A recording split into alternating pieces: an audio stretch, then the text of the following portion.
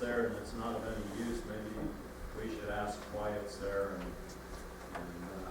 if it's even being maintained or taken care of. Think about what if you did have a flood, what would your buildings look like, and are there things that you might be able to change to cause less damage? Maybe record storage isn't the best place in the basement. How many do have it in the basement of your buildings? Because it doesn't care if it has a window, right? I would just say go through your buildings and look for any things that might.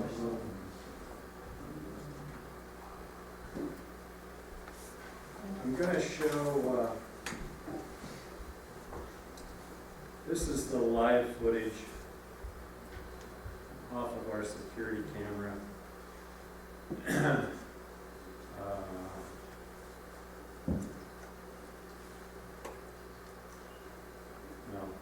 So it is going. So you can see the motion that set this camera off right there was that smoke. And you would think with the fire as big as this happened, you want to be kind of focusing your eyes up in this area because right, that's about 2 minutes before the fire erupts, and there's no smoke, there's no glow, and there's fire. That's how it worked, how fast it started. And then the other problem that I don't know how you resolve, and we haven't come up with a solution, is this is a dry pipe system because the building is 42,000 square feet. It's basically outdoors operation. It's cold out there. We would freeze all the pipes if we had a charged system. So they charge it with air, and as those sprinkler heads start to pop, the air drains out, and then the system fills with water. It takes about a minute and a half to do that. Right now you can see water starting to bubble here, so we know that it was working and it was coming down. But, and actually as you watch this video, you can see that the fire got to a point where if the fire department had been able to enter the building, I think they would have been able to get it out fairly quickly because this is the height of the fire right here, and then the fire sprinkling system pretty well knocked it down after that.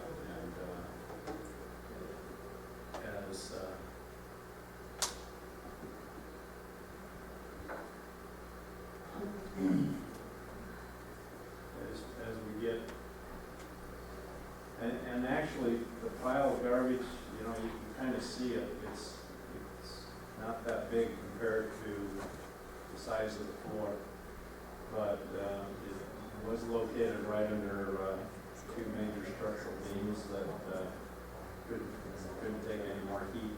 And actually, if you went outside of our building after the fire and followed the roof line, it got to about halfway through the building, and it took about a 6-inch dip. So the building was actually starting to fall in when they finally get control of the heat and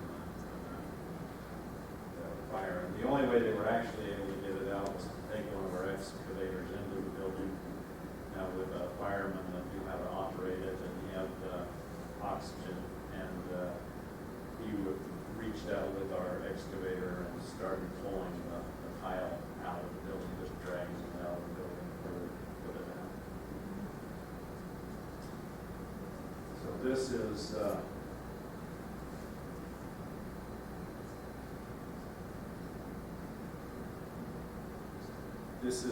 now you can kind of see that the fire actually isn't growing now. It's kind of being controlled right now. This is How wide is the building?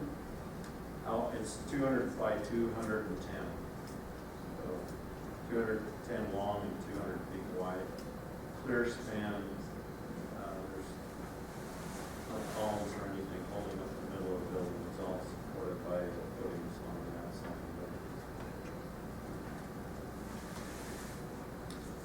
that, I'll take any questions, and that's all I have. I was just wondering, the other reason that might have started was because of chemical reactions. They could have had different chemicals mixed in it. Yeah, we thought of that, however, the mixing would have taken place on Saturday, and it's odd that it would have taken until Sunday, but it's still a possibility. Well, yeah, and heat, sometimes just the heat of the outside of the building could, you know, that can happen. What about hazardous waste and stuff? Well, my last time I did a presentation was on screening for hazardous waste. People aren't supposed to bring us hazardous waste. We have people trained to identify it and make sure it doesn't come in. It's not to say somebody doesn't wrap it up in newspapers and bring it in the facility as well, but generally that waste doesn't come from households, and that's what came in on Saturday. Friday night, all the commercial waste was gone out of the building and down to the landfill. So everything on the floor came in on Saturday. We actually have a video of everybody that came in, and I've studied every face and every expression, and I can't see anybody that wasn't supposed to be there. But we've also looked at all the other cameras, any motion. We thought it might have been transients in there just trying to start it, but there's no motion, there's no indication in I've it. heard of hay, just hay catching on fire, just because it's wet. Yeah. Some farmers have told me that hay Yeah. piles of cotton fire. Which we've had before too. Years ago when we had garbage piled on the floor for a long time. I mean, when we were doing rail haul, we went 10 days once without a single rail car coming back from the landfill. We had garbage stacked clear up to those beams, and it was smoking on bottom sometimes. But it was always wet enough with everything else that it would never erupt like that into a fire. So I kind of tend to believe the fire marshal's theory, but I'm open for any. It's still somewhat of a mystery. You have questions, Ted, sometimes. What's that? You have to question Ted sometimes. I do. But not very much. So, thanks.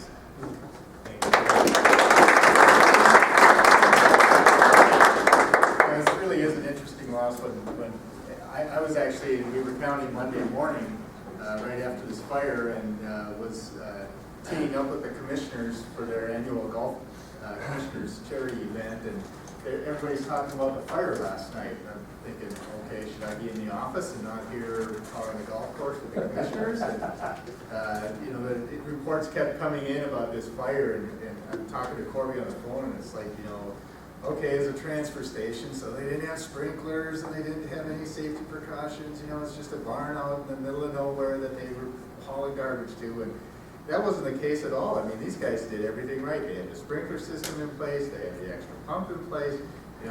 But like Gary says, they got fat, dumb, and happy because they had fires and nothing ever came of it. And so I think that's probably the best lesson to hear today on that particular loss is, don't always rely on all the safety precautions, because there will be problems with them. And so keep them up to date and keep them inspected, because that would have saved quite a bit of money.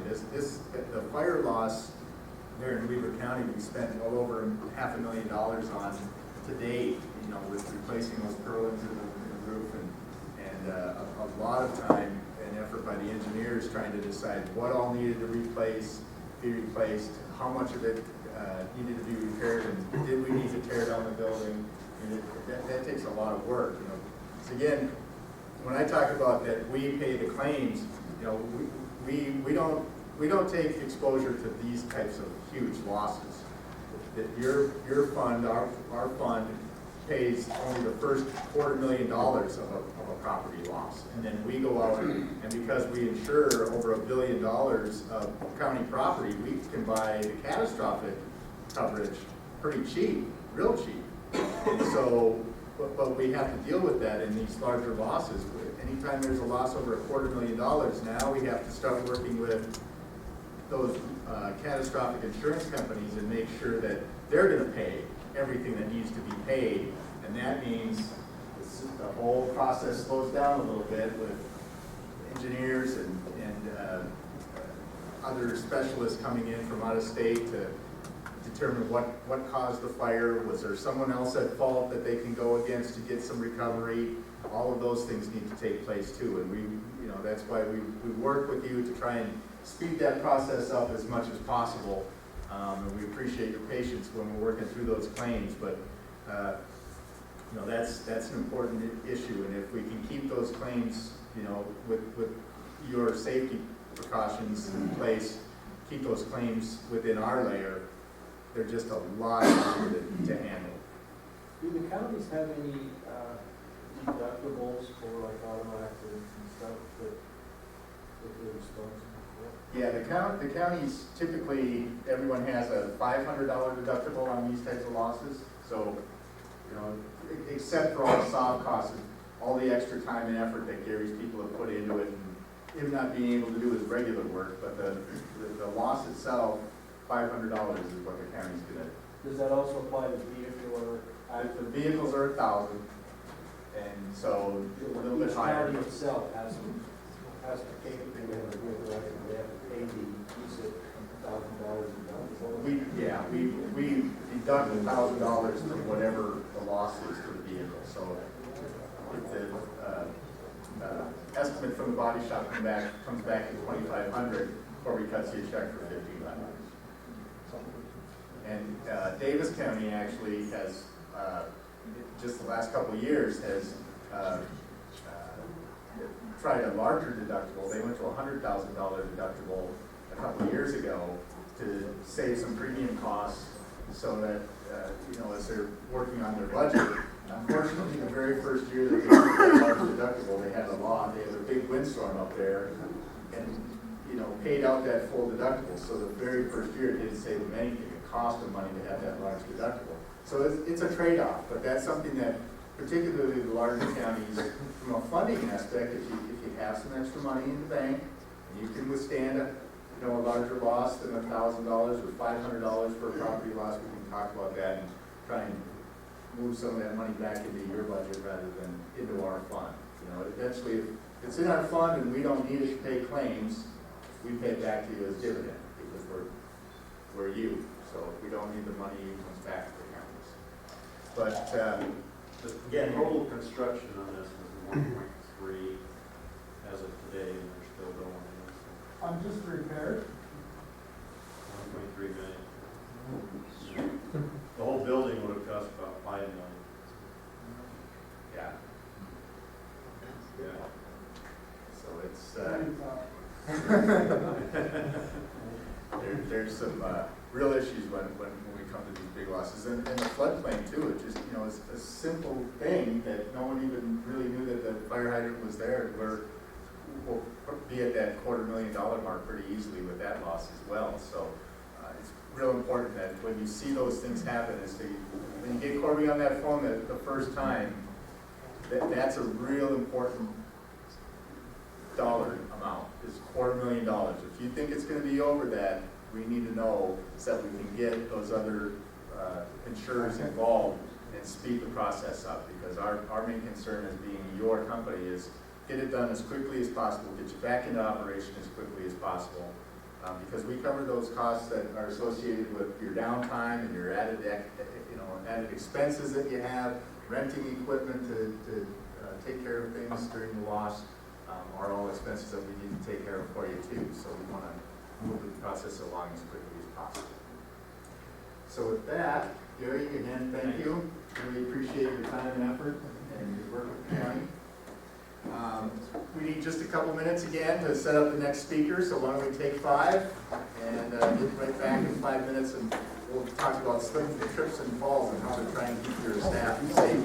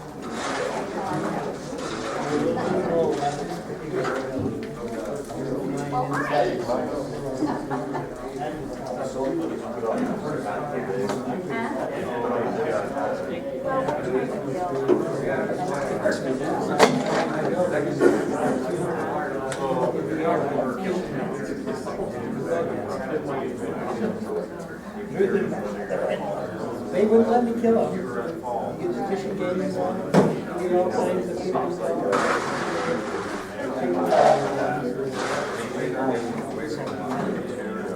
exterminators came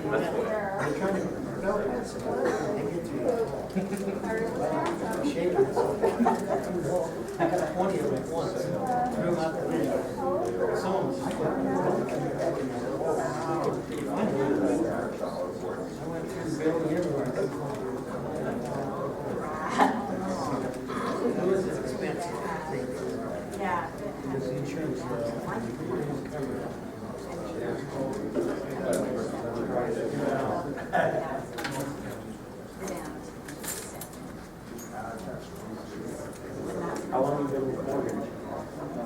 Since last.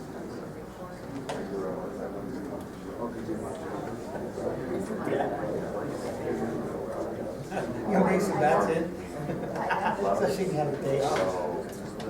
Not great.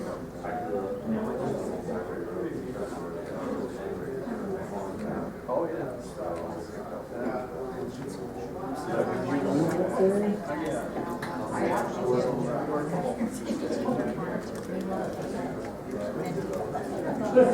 Tell me So about. they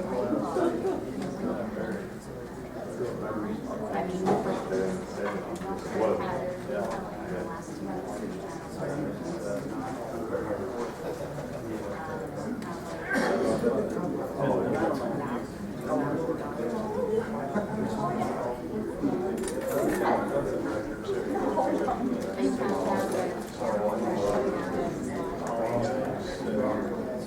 unless you got it in habit, you know, or something like Hi, Rob.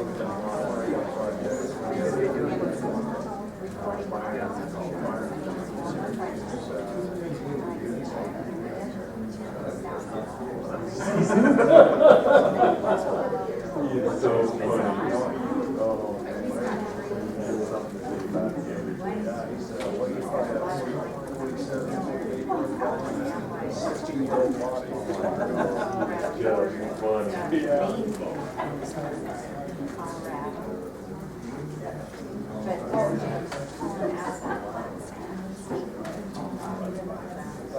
He's entertaining. He is. Yeah. He's a good person. Yeah. I'm sorry, I didn't just schedule it.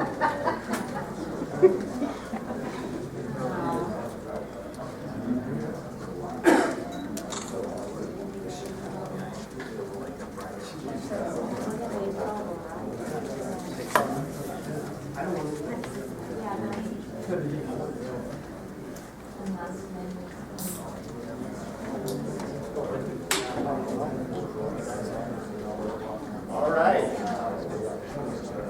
Here we go again.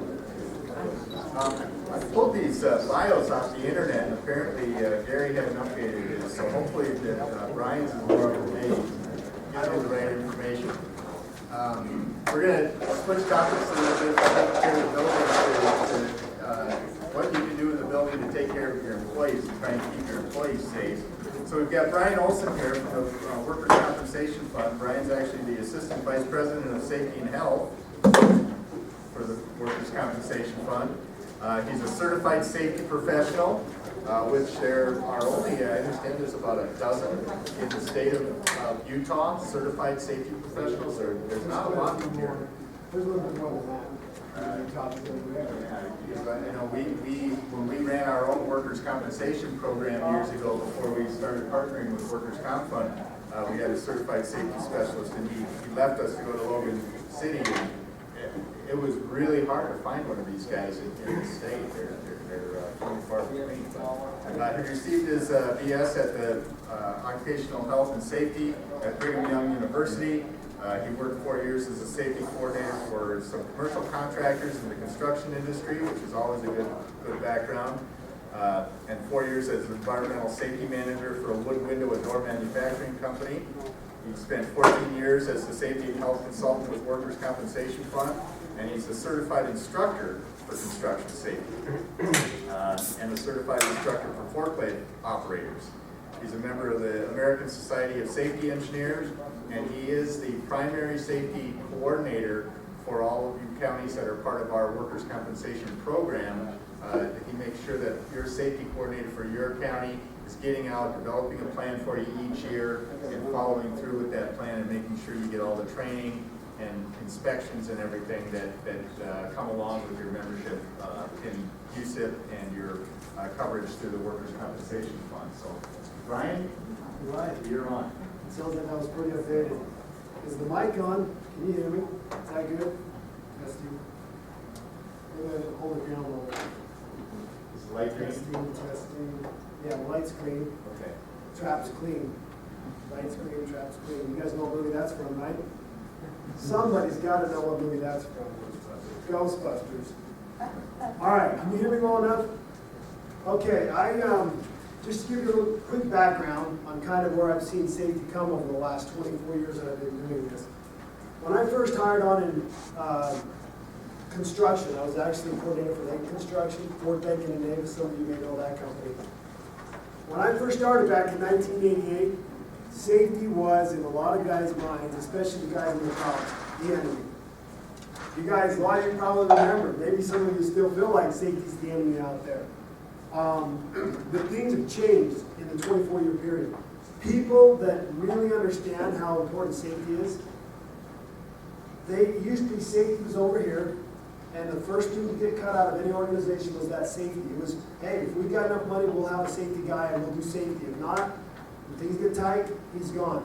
Companies are so far beyond that now. The sophistication of companies, they've taken safety, they put it over here in the quality, profitability, and productivity. If you go to any big construction company, I promise you, their safety program will be every bit as intense as any of their other programs. So companies are learning that if you're going to invest in safety, you're going to save a ton of money. And I work with companies every day that are saving tons of money. How do they save tons of money?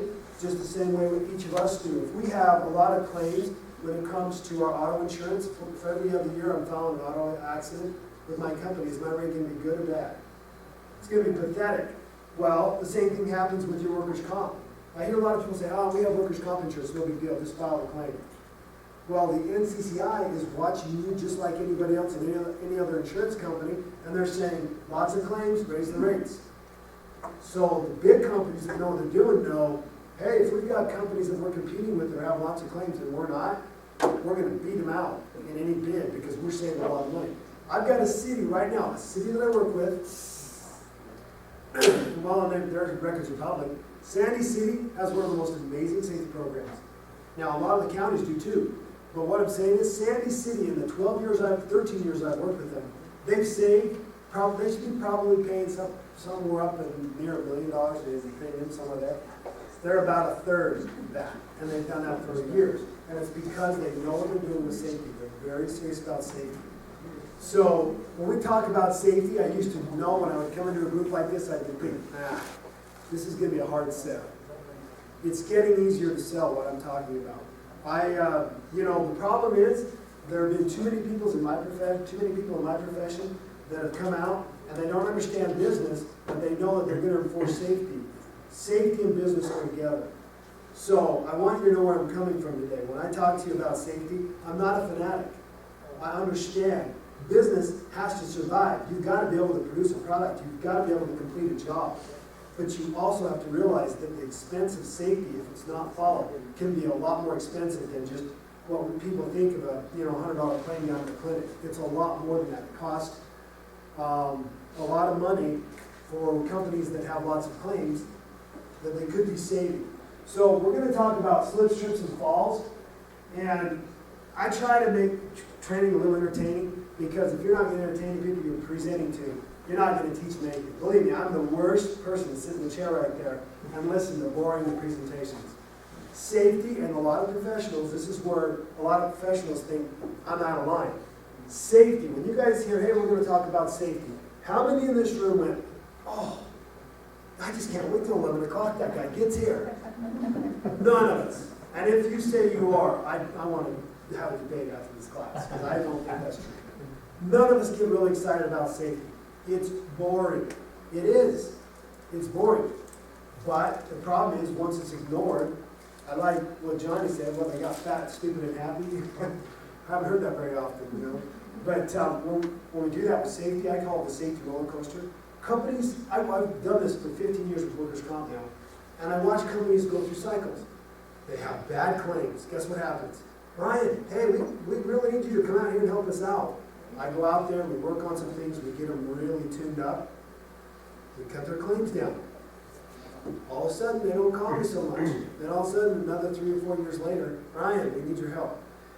We have to be consistent, because our experience modification rating factor that I was talking about, all insurance companies look at, our number of claims, our experience, if that gets out of hand, it takes 2 years to get that back under control, and it costs lots of money. So, slips, trips, and falls. When I looked at the counties, I wanted to find out just how bad of a problem this is for the counties.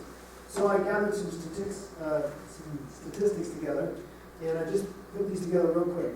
Overall, in the last round of times that I took all of your claims together and looked at them, in a big summary, you guys had 19% of your claims, 19% of the claims were slip and fall.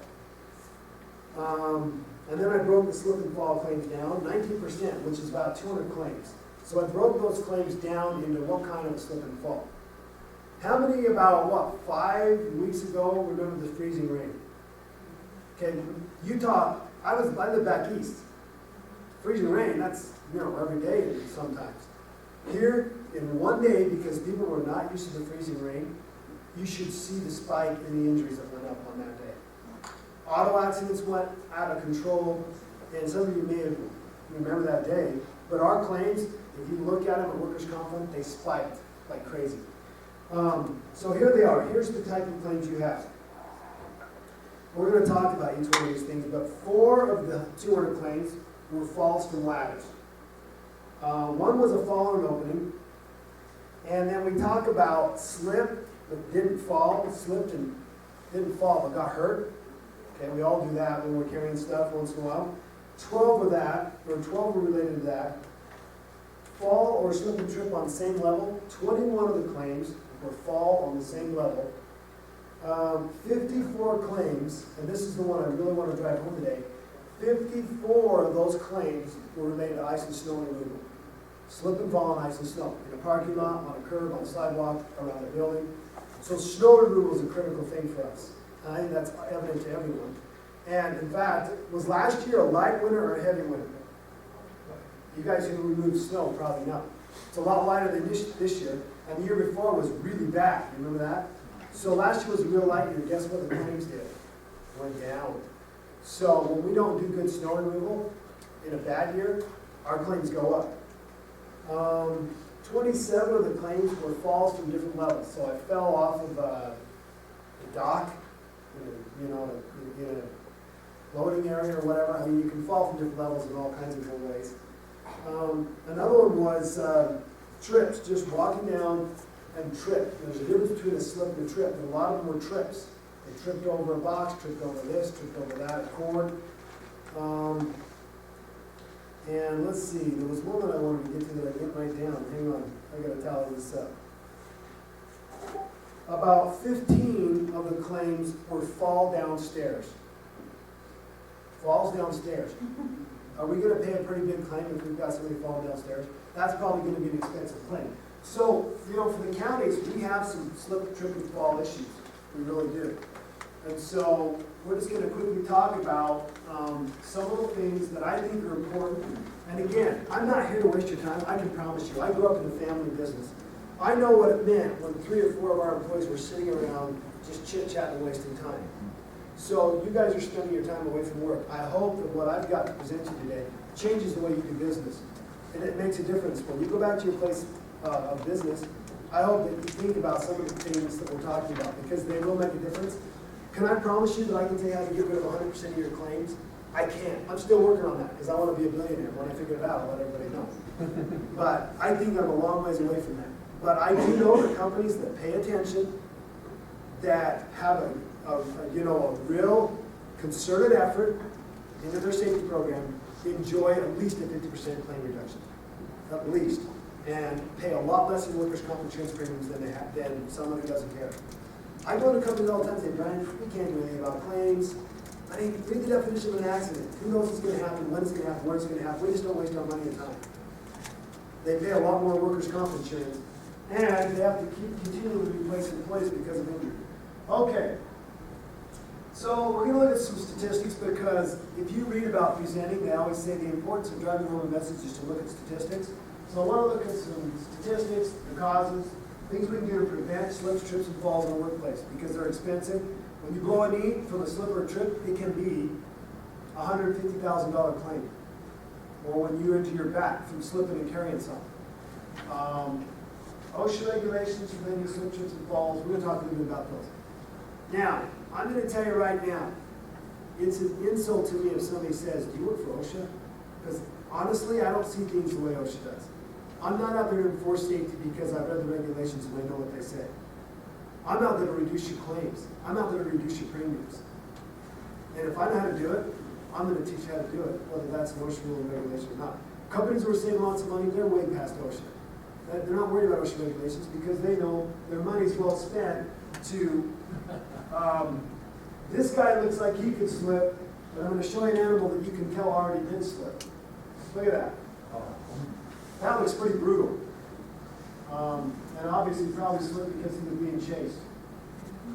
Okay, so here's some statistics to think about. And you've got to know the statistics if you're going to know what you want to do as far as making efforts to protect your employees. Here's one of the challenges. Every business that I work with has one big challenge. They all have aging workforce. Aging workforce. The average age of workers' comp, somebody was telling me, is like 50 years old. That is crazy. So here's the deal. Most of the claims, most of the injuries involve people that are 45 to 50 years old. We talk about slips and trips. Most of the guys experiencing that are 45 to 54 years old. The next group is 55 to 64. The interesting thing is, the younger guys, that's young to me, the younger guys, they're third. I would have thought there would be more of them, they're taking more risks. But look who's getting hurt, it's the older people. And it's 40. To me, 45 to 54 is a pretty old age group to be experiencing slip, trips, and falls. Here's an interesting statistic. Do you think more males or females slip in the work environment? Now, these are all Bureau of Labor, so we're talking about jobs. Do you think more men slip or more women slip and fall on the job? Women. Look at the difference. Why? Shoes. Do shoes make a difference on the job site? I'm here to tell you, they do. Big time. And how many of you have heard of Shoes for Crews? Okay, I'm going to tell you a little bit about Shoes for Crews in a second, why I think they're valuable. I worked with a restaurant that had 119 injuries the first year they were open. Now, if I said the name, well, I can say the name because they're out of business now. The Mayan. The Mayan restaurant had 119 injuries their first year in business. Over 50% of those were slip and falls. I was working with the restaurant after that. 50 of their 119 injuries were slip and falls. Shoes had a huge thing to do with it, a huge role to play with it. We changed the Shoes for Crews. The next year we were down to, I think we had about a total of 17 injuries in the restaurant. And Shoes for Crews are non-slip shoe. They're amazing. They're amazing. They do great things. And I'm not a part of Shoes for Crews. I don't promote them, but get slip-resistant shoes if you've got slippery areas. They work. Okay? For a ladder, obviously we've got more men out there working on ladders. Now these are, national statistics, but that's a lot of people falling off ladders. When you fall off a ladder, I've got several guys, companies I deal with, the guys fell off a ladder and they're now paralyzed from the neck down. And that's an expensive claim besides it's a life-changing claim for a guy, for anybody. And when we jump, we do things, and it's funny because we have people that jump out of a piece of equipment. Anybody in here run a front-end loader or a track, however, any of that kind of equipment? Okay, you can either get out of that equipment, hold it on to the equipment 3-point, or you can jump out and roll your foot on a rock. And believe me, I work with lots of construction companies, lots of excavation companies. We have tons of knee and ankle injuries because guys just jump off a piece of equipment or they jump off the track of a track car. So when we say jumping injuries, there's all kinds of things we can do in our work environments that might put us in that statistic. Here's another interesting thing, and this kind of goes in line with what I'm saying about aging workforce. We have to worry about it. Most of the injuries that occurred during the time period had been employed for over 5 years. They were the number ones that got injured. The number 2 group that got injured were 1 to 5 years, and the third group with the most injuries was employees that have been 3 to 11 months employed in the business. So our guys that have been around, you think the guys with the experience, the guys that have been here and worked and know the hazards, they're the ones getting hurt. And again, a lot of that could be aging workforce. Here's the industries that a lot of these claims happen in. Transportation, trucks, obviously, education and health. That is huge. Education and health. Why are they getting hurt? Education and health. I work with a lot of schools. I work with one of the biggest universities in Utah. And we have a ton of slip and fall injuries. Tons. That day of freezing rain, we have a ton of slip and fall injuries.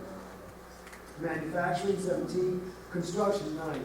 So, just to give you an idea, there are bad things that happen. There's a lot of slip and fall injuries in just about every business. When I go out and I'm going to try to figure out how to help your company, because what I do is I deal with the counties, and we have safety professionals. There's a safety professional assigned to every county in here. When they're going to try to help you, guess what they do? They print out your loss run. They look, what injuries has this county had, and how can I help them? I can tell you right now, in every case, a high number are going to be slips and falls. In most every county, slips and falls are going to be a big one.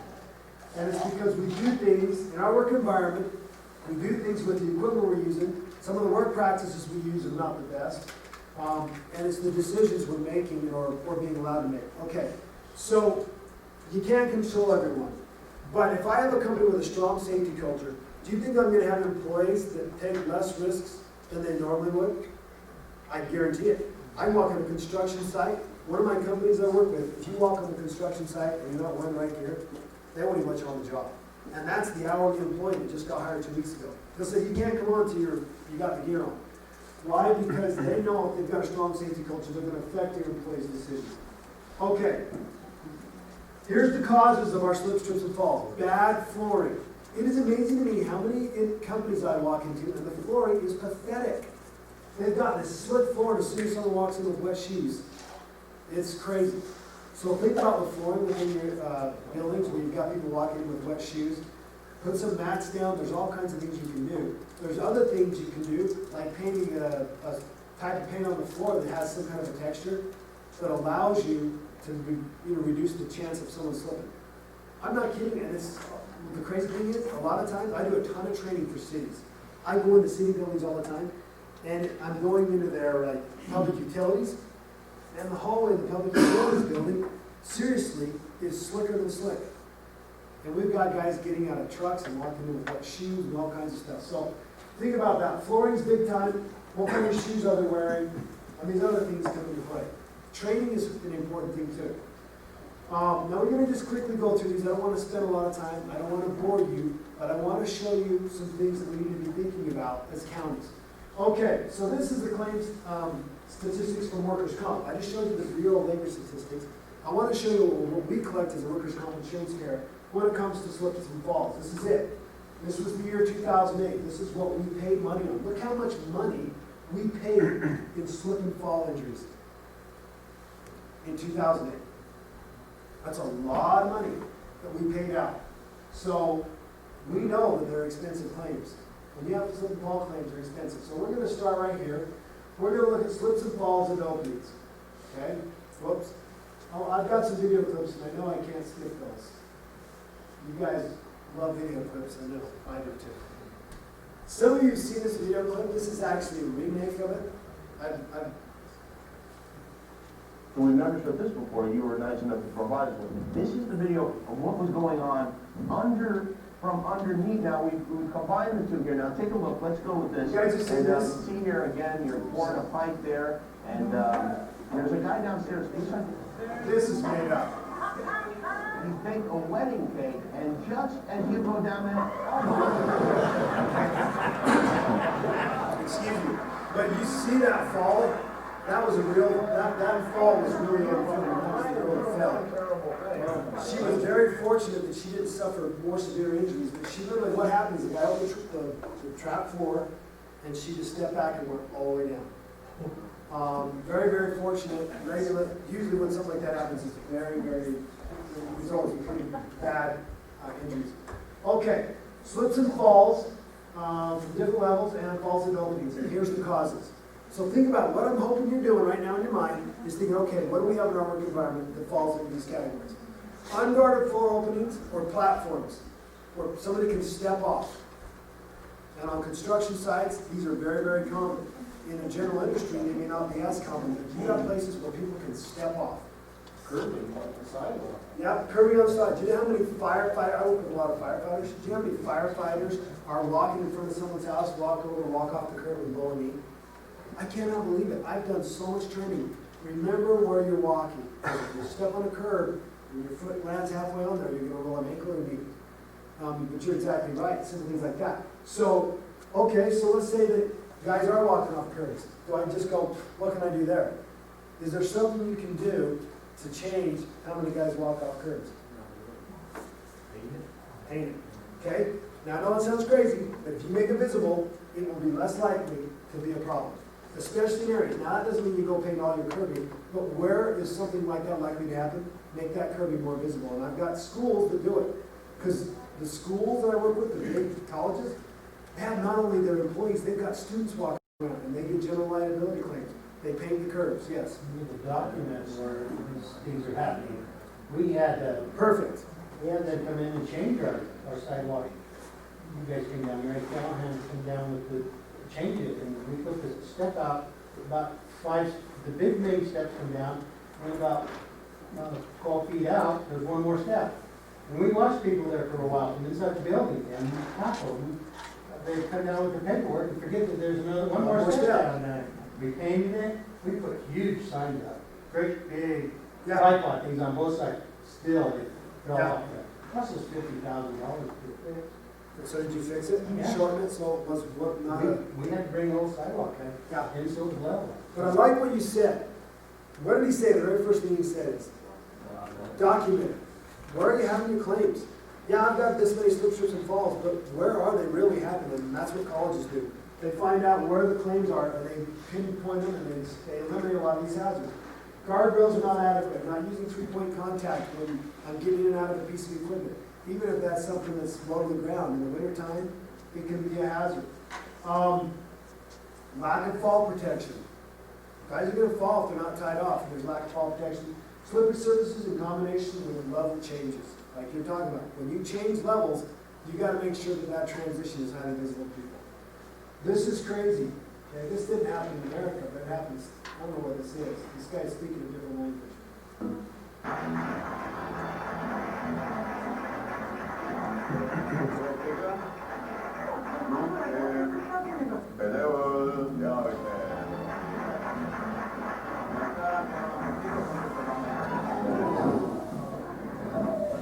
And that's how quick.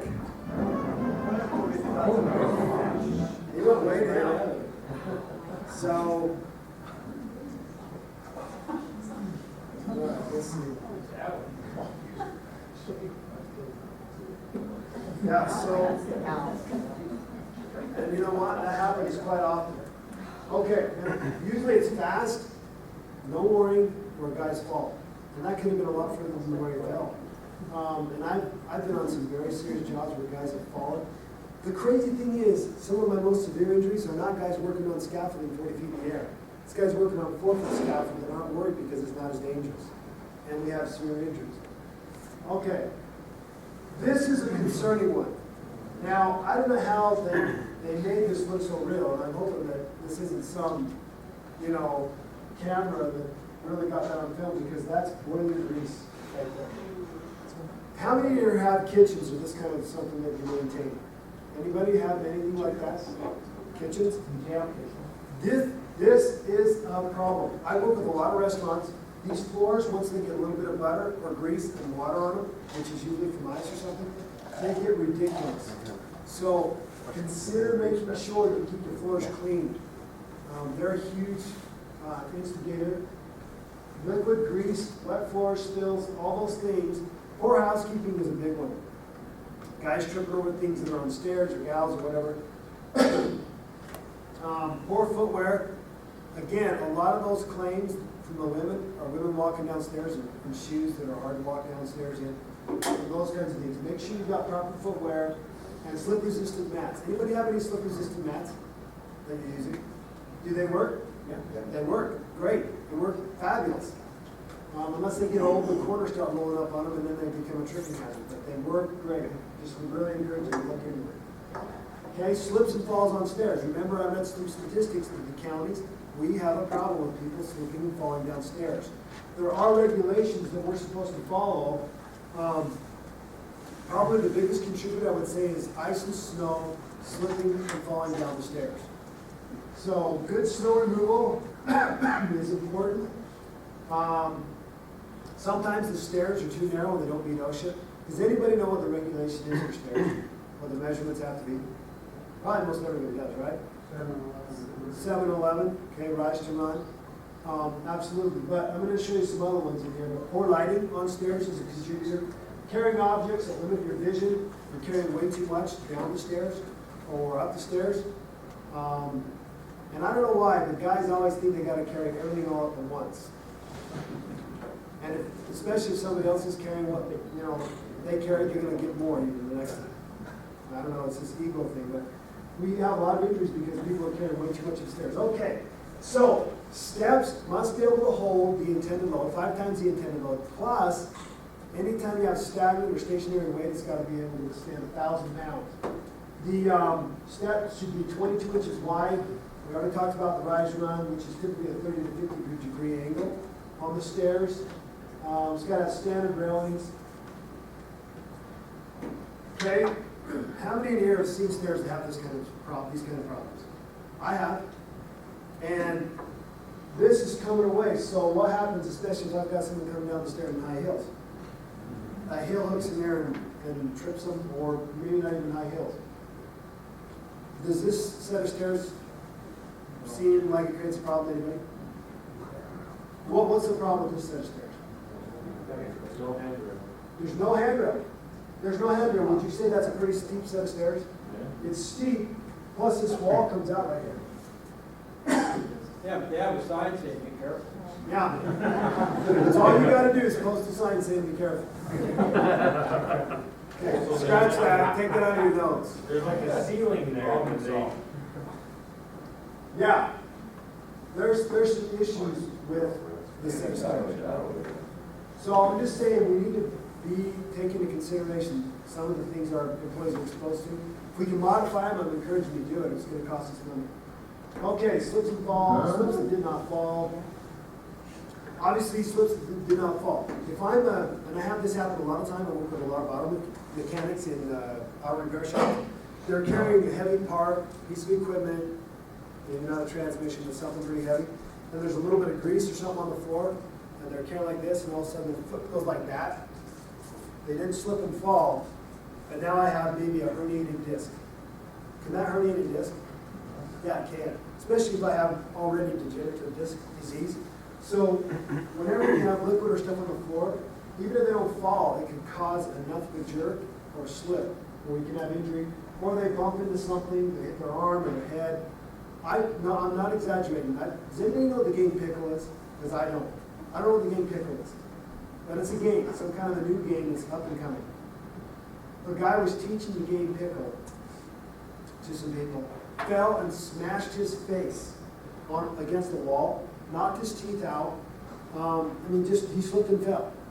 All he was doing is he was doing something, slipped and fell and hit his face on the side of a table or a chair. And the injuries were very, very severe.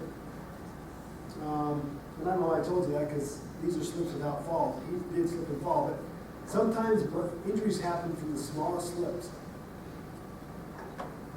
Ice and snow.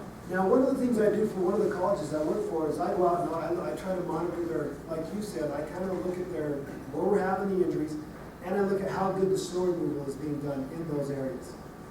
If you don't do good snow removal, we're going to probably have claims, and you probably have general liability claims. I don't know how much you guys have as far as public claims around. But slipping and falling on ice and snow is huge. At the universities, especially when you're stepping up on curbs.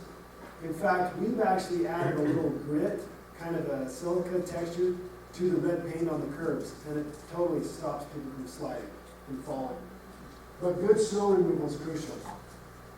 And some of you guys are from up north, right? That's tough. I mean, we get a lot of snow. And there's a lot of snow right here, but even up north. I was up north yesterday at some places, and there's still tons of snow up there. Snow removal is critical. Because obviously people slip and fall because they don't have any traction. If you don't have traction, you're going to slip and fall. And I'm guilty of wearing some of the most ridiculous shoes. Some of the work shoes I have, these are not. These have a really good grip. But every once in a while, I'll put my other shoes on and I'll end up going into an auto dealership, and all I have to do is walk in where the floor is wet. And my shoes are like on ice. They're really, really bad. So making sure you've got good traction. And when you remove ice and snow, make sure that the surface they're walking on has a coefficient of friction of 0.5. Now, you guys are probably wondering, that seems lame, but that is actually an OSHA regulation, a coefficient of 0.5, so that they can have good traction. We actually have a slip meter you can go out and test. If you wonder if you've got a floor that's not very grippy, and you wonder if it's safe enough, we can come out and do some slip meter testing on it. It's not a real scientific way, but I have a picture of the meter, and I'll show it to you in a second. But make sure you're giving your employees as much traction as possible to walk on. Would you say this is good removal? No. And I can show you lots of pictures of where snow removal has been done. Snow removal has been done here, right? It has. You can see it's been done. But it's not sufficient.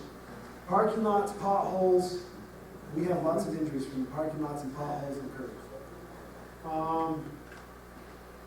Okay.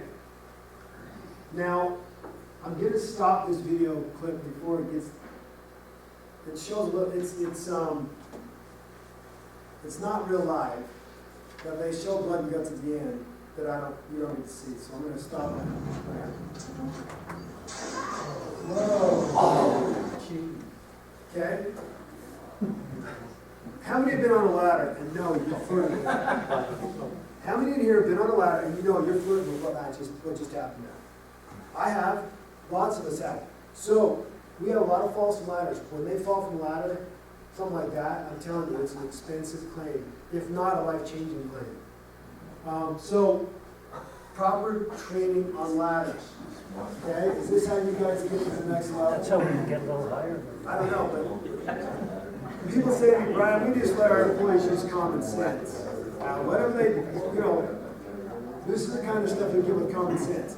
I'm recommending that if you've got ladders, your employees will be in a decision-making, they'll be in a situation where they're going to have to make a decision if you do not make it for them.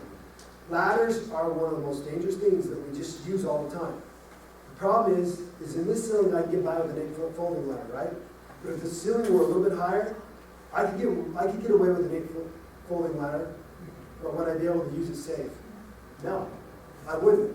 So when I go to an employee and I say, okay, would you think that your boss would want you to use that ladder and stand on the top rung, or drive back to the shop 20 minutes away and get a 12-foot ladder? What would they want you to do? I always ask that They question. want you to stand on top of the ladder because safety goes by the board when dollars come into play. That's right. As far as they're concerned. That's right. But that's my point is, it might look good on the front end, but it's going to cost us a lot of money on the back end, and it does. Companies, like I was telling you about, the construction companies that don't have any injuries that are paying us a premium, their employee would be fired for being anywhere near the top 2 line. If he's on anything above a third, he'd be fired. And they know it. So, when I walk up and ask that question, the answer is already. You have to make some decisions for your employees or it's going to be expensive. They'll start making decisions, or they already are making decisions, and it's going to cost the counties. And we want to minimize that. We want to train, we want to provide them with the right ladders.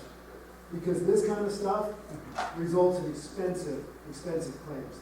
Ladders should be in good shape, they shouldn't be slippery, you shouldn't be stacking them on top of each other. I don't remember what this video clip is, to be honest with you. Oh, I know what it is.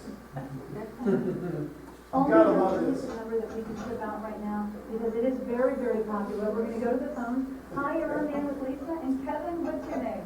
Hi, Lisa, Renee from California. Hey, Renee, Chris is over there, kind of giving us a look at how to use the ladder there. I gotta tell you something, I have this ladder, it is awesome. Oh, now what And is everybody wants this ladder. I live in an apartment with, vaulted ceilings. Okay. How many ladders did they sell?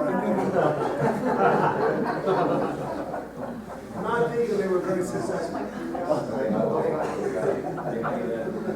How many of us have used a ladder that looks like that? I guarantee you I've done it a lot of times. This kind of stuff is conducive to accidents in the workplace. How many have ever had anything like that happen? Nobody there, right? I mean, it's amazing what you see out there that we'll try to do. Okay, tripping over uneven surfaces. This is a very common one. Stepping down the wrong foot, wrong ankle. It's amazing how easily somebody can roll an ankle on level ground. Or just a little tweak or a high part of the sidewalk, and now we have a general liability claim on a workers' comp claim. So there's ways to eliminate these hazards. There are ways to eliminate it. We need to do all we can to eliminate it. Or you trip over a box or something somebody stacked off to the side. Inappropriate footwear, slippery surfaces. This is one of my favorite video clips. You think a model would be safe on a ramp? Well, this is Fashion Week over in Paris, the latest fashions are on the runway for next spring. But there was a problem out there today. One of the British designers shows had a difficulty. A model fell down twice. That's her going down once. The only one wearing that pink skirt and the orange platform shoes never quite recovered after that there.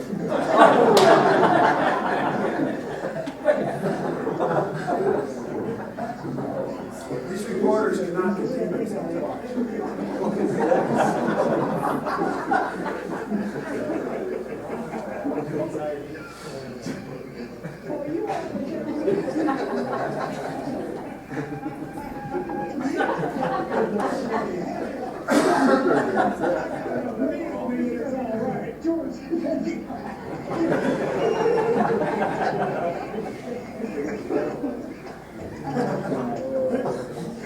All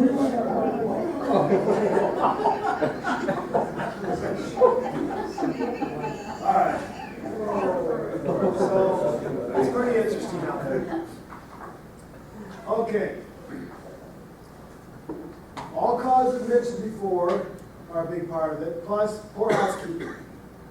It's interesting to me because people will say to me all the time, Ryan, you know, we're working in here. We can't keep it any cleaner. I can go from one auto dealership that's doing the same work as this auto dealership, and I would eat food off the floor in this dealership, and I wouldn't walk in the house with my shoes after this dealership. The question is, you know, what is it like in your facility? Because housekeeping is huge. Doesn't just prevent slip, trips, and falls. It causes employees to do higher quality work, has them higher morale. All those things are coming into play when you have good housekeeping. And so I would just encourage you to make sure that housekeeping is not one of the areas where we're falling down in. Footwear is another one we've talked about several times. Human error, slippery surfaces, all these things cause injury. But what I want you to do now is I want you to think about, okay, your facility. This is very common in this facility that's been around for a few years. If you've got trees growing next to a sidewalk, you probably have problems. In your offices, do we have cords stretched across? And you know, you're going to have them once in a while. I'm not a fanatic. Believe me, I've run in my share of cords across floors. I'm not trying to be fanatic there, but I'm saying if this is going to be there on a regular basis, we need to really think about running it overhead, running it in a piece of conduit, through the ceiling, whatever we've got to do. Some of you may recall, you guys like that? That's really good. I like that. We had a lady fall in one of the grocery stores by my house. We had a lady, she came out of the grocery store, literally walked and fell right in the hole. And laid down in there and got hypothermia, and they had life flight her out of there. Because some guys were doing some maintenance work on one of the sewer drains. Those bricks will tell you if they have fallen down. Yeah, hey, you got an indication. You know? The domino effect. If those are over, we know we got a problem. So, we see this all the time. And that can be expensive to replace. I'm just telling you. Sometimes we justify not doing something because it's going to be expensive. One claim from that will pay for all the concrete we're going to put back. Yeah. So, what's that? On the whole block? Not the whole block. So, mats we talked about, really good, but sometimes these get old. When you start seeing these lips come up like that, they're to me, more of a hazard than they are going to protect your employees. Make sure the mats are in good shape. I've also seen recently where they make a thing that actually causes the corners to stay down nice and tight, and they don't stick to the floor. They're not damaging to the floor, but they hold the mats down. Wet floors, okay. Especially in a lot of hospitals, we have a lot of problems when people spill water or whatever, and they don't have time to clean it up because they're ready to go somewhere. But if that's the case with your facility, I'm suggesting, you guys have all seen those little tripods, you can hook them on the wall. You just pull out a tripod, unfold it, because they fold up, they're real easy and they're highly visible. When you put it there, so somebody can remove the water from the floor. So just a notification like that for someone to see, hey, the floor's wet, it's worth informing somebody. We had that, you know that restaurant I was telling you about? We literally had several things we put in place. We put in shoes for crews, and anytime they spilled anything, they had to get a cone out and put it on the spill, right on top of the spill, until somebody could get to it and clean it up. It's amazing how much that comes into play when we're reducing injuries and claims. What time do I need to be done? Just so I don't. We've got till noon. Right. You have 10 minutes. How many people click over the warning sign? I don't know. I should hope not very many. But if they're really small, like those little domino things, probably not sufficient. They've got to be, in fact, I'm going to show you there's some requirements for these things that you have to know about. But things like this, is that really a big deal or a problem? Yeah, it is. Things like this, right outside doors, those kinds of things are simple things. It's amazing to me how frustrated I get when I'm reading some of these claims. And it says tripped over, and it's the most ridiculous thing you would ever see. Not a chair in a stairwell? Yeah. That's so you don't bump into Yeah, fire. you come down the stairs, and you got that chair, you can sit down and go out. You're tired. The aging workforce, it's for the aging workforce. I've got one other question. Yeah. When you're investigating a claim like somebody trips or falls, Yeah. what percentage of the responsibility do you put on that person for watching out where they're going and what they're doing? Okay, that's a really, really good question, because, yes, when we're doing an accident investigation, we're trying to find what? What's the main reason we're doing an accident investigation? Cause. We're not trying to find blame. We're trying to find cause. But in that scenario, if the employee did make a bad decision, he needs to be talked to, trained, and I'm not one to write people up, but there needs to be discipline when an employee makes a bad decision. That doesn't have to happen very often, believe me. But employees need to know you're responsible. This is our company policy, you break policy, and there are consequences. And typically that's all it takes. You don't have to do a lot of negative. I go to a lot of environments. You guys probably have a lot of places in your facilities that look like this, right? Hoses where they could be laid across the floor. A lot of times, auto dealerships, they have air hoses, water hoses, air, all kinds of tools. But for some reason, some are very good. When they're done with the hose, they roll it up and put it out of the way. Others, it's just, there's every hose off every day is out and stretched out where guys are going to trip over. So I'm just encouraging all of us to look at what's in the walkways where people are walking back and forth. Should this really be stored here? I don't really good place to. It's not, even though I agree with you. Here's the deal. This is the problem. This is the big thing that we all struggle with. Yeah, 15 people are going to walk by that today, and not one of them is going to trip on that ladder. I agree with you. Not one of them is going to trip on the ladder. But somebody eventually will, and it will cost us money. And I'll read the claim and I go, what? Had a guy trip over a ladder? How did he trip over a ladder? Because he was reading a book or some instructions to trip. So you're right. That's the problem with safety, with where the real struggle comes in.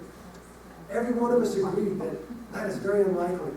The problem is, I'm looking at enough statistics that say if you pull that slot enough times, somebody walking by will trip on that. So my point is, let's not even make it a possibility.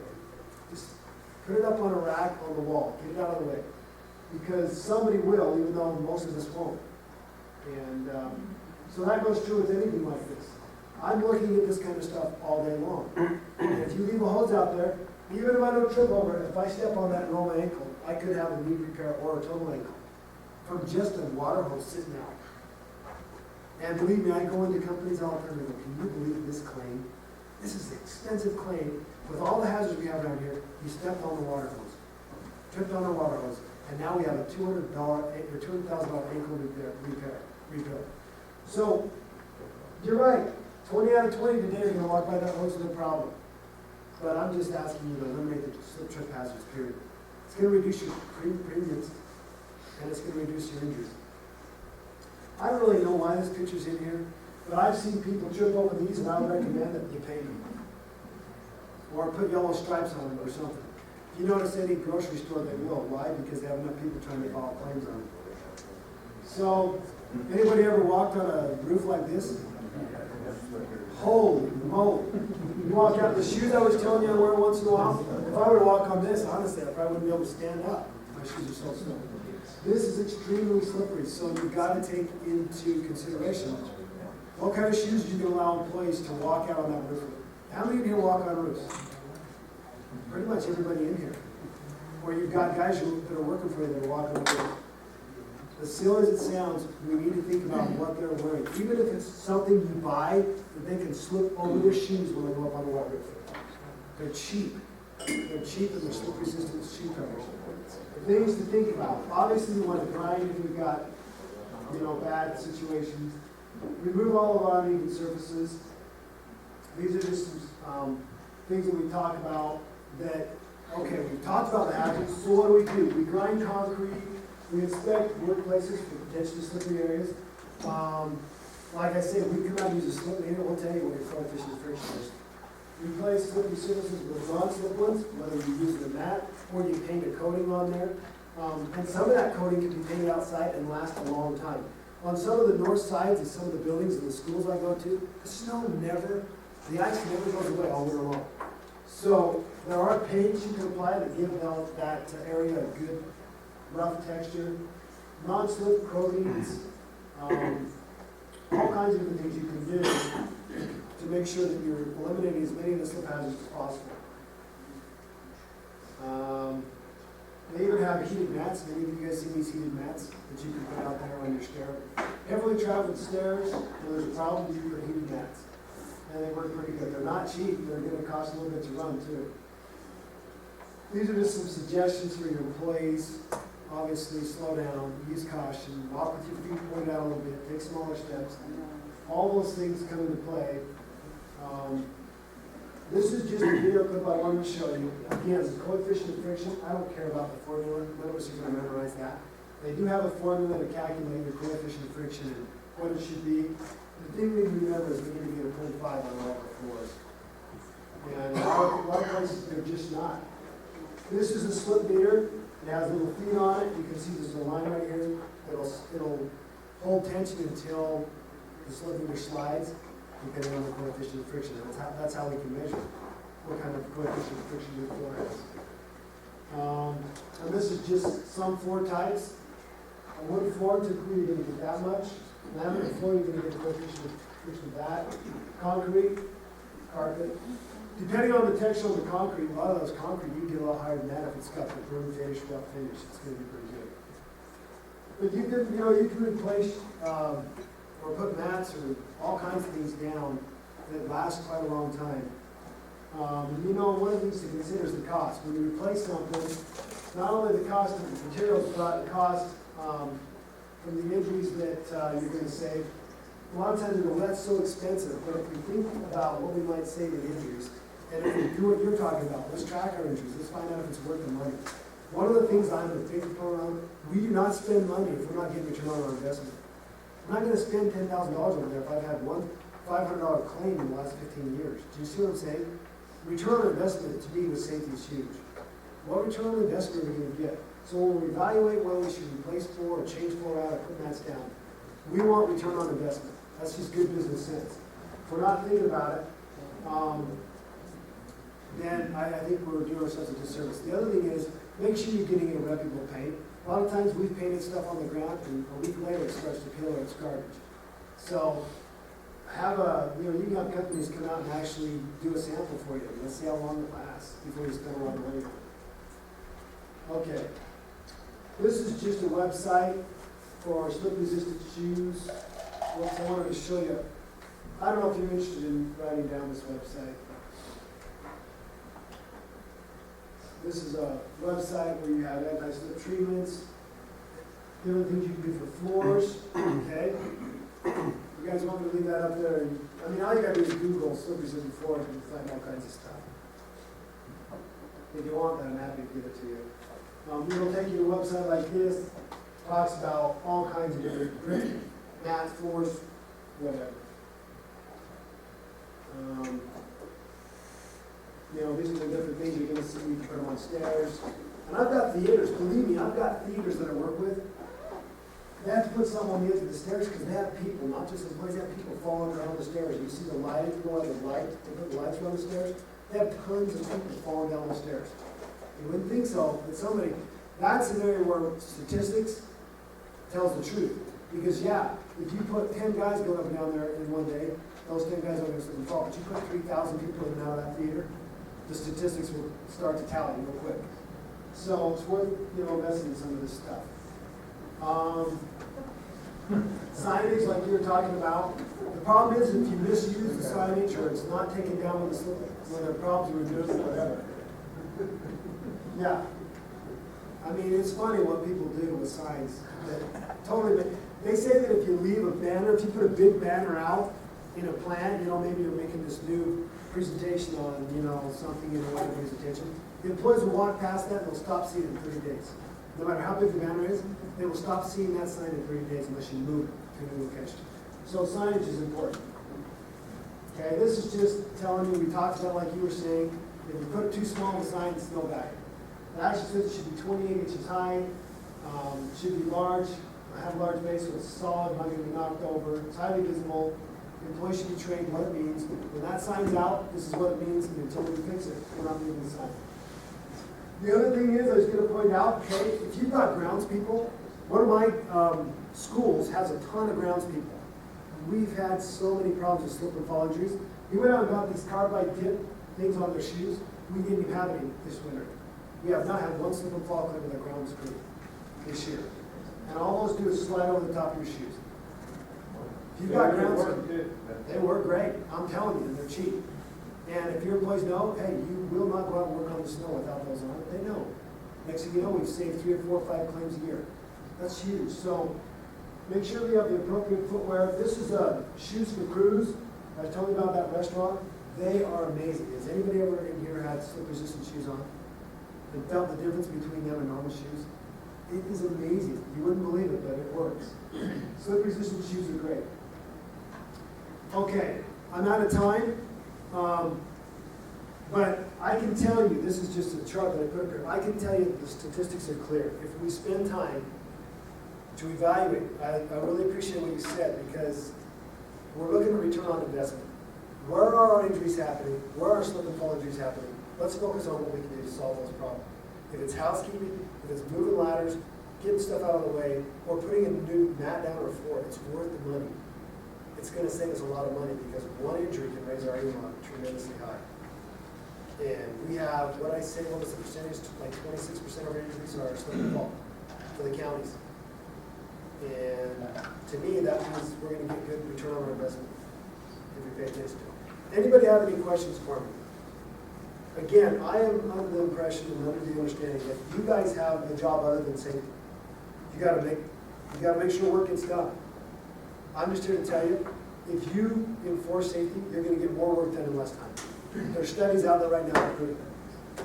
You're going to get more work done in less time, you're going to get a higher quality level, and you're going to have higher safety for your employees and a higher level. So I appreciate the chance that I've been given to come in and talk to you guys. Hopefully you felt like this was beneficial. You have assigned safety professionals like myself with each county. If you need help with a slip meter or evaluating something, give us a call. It doesn't cost you anything. It's part of being also with workers' comp. So again, are there any questions? I really appreciate your time. Thank you very much. Thanks, Brian. You know, when Brian talks about saving money, you know, I know I've been in this area of the business. I started out in the insurance industry handling workers' compensation claims many years ago, and you know, a lot of times I get from my insureds, you know, well, why do I care? That's why I bought your insurance. You're paying the claim. I don't need to worry about getting that employee back to work. But Brian mentioned the EMOD in passing, and you know, that's where this really comes home for you guys, because that EMOD, every single claim that you send in to Workers' Comp Fund or any other workers' compensation insurer counts towards your experience. And if your experience is higher than the average employer in your type of work, higher than other counties, you're going to pay a higher percentage on your premium. If your accidents are 20% above the norm, your premium is 20% higher than the normal rate. And if you're lower, you get the same discount. So you really want to have a lower experience than normal. And for some of you smaller counties, that can really make a devastating difference. Paiute County went for years without a single workers' compensation claim. They had a great EMOD, well below 1, which is normal. They had one claim, and the EMOD shot up the price for their workers' compensation by over 50%. And the larger counties too, it's not, they always think it's the $1 million claim that's going to catch them for their EMOD. And it's not. It's those claims between $10,000 and $20,000 that you have 5 or 6 of those, it counts against that EMOD much more than the $500,000 claim. So that's that area that you really want to focus on. These types of claims are those ones that really get at your EMOD. If you can keep your EMOD down, it keeps the county's costs down for workers' comp. It's more money that can stay in your budget. I know several years back, San Juan County had a dividend come back to them because of their safety programs and everything that they had done to bring their EMOD down. And the county commission actually went out and bought jackets for the entire county employees because they had done such a great work on their safety programs and wanted to show them that the management at the county really wanted to, you know, acknowledge and appreciate the work that the employees did, because It's not what you do that is gonna keep that EMOD down, it's what you get your employees to do that's gonna keep it down. So, make use of Brian, people at Workers' Comp Fund. We're gonna talk about OSHA consultation later this afternoon, which is another great option for you to get some free safety help out there. And certainly, anything else that we can provide, we'll be there for you. What we're gonna do for lunch now, the lunch is out in the hallway. We've got box lunches from Neaters. There's turkey with a T on the top of the box, beef with a B on the top of the box, and ham with a H on the top of the box. You guys are quick. So go out, grab your box lunch. We'll have some more drinks in here for you. And after you get settled and start your lunch, we're going to have some people from the state to talk to us about the Utah Shakeout that's coming up in a few weeks. So grab your lunches and keep it going.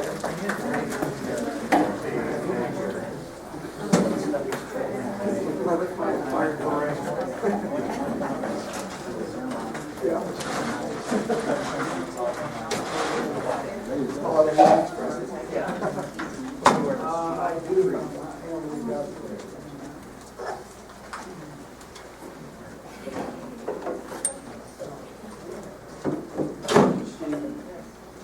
Really?